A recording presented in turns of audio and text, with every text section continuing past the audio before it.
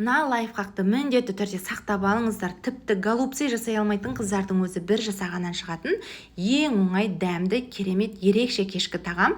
Алдымен фаршқа ұсақталған пияз, тұз, бұрыш қосып жақсылап араластырып фаршымызды дайындаймыз. Және бізге орташа кіші көлемдеу капуста керек. Дәл осы видеодағыдай 1,5 сантиметрдей етіп, барлығын дөңгелектеп турап аламыз. Табамыздың астын сұйық маймен майлап, капусталарымызды қойып шығамыз. Үстінен аздап тұздасаңыздар болады.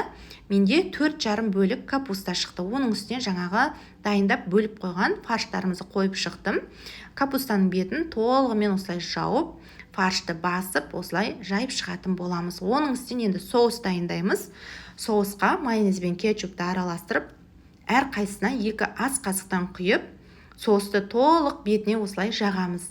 Оның үстінен жұқалап туралған қызанақ салдым. Енді ол қалауыңызша, қызанақты салмасаңыз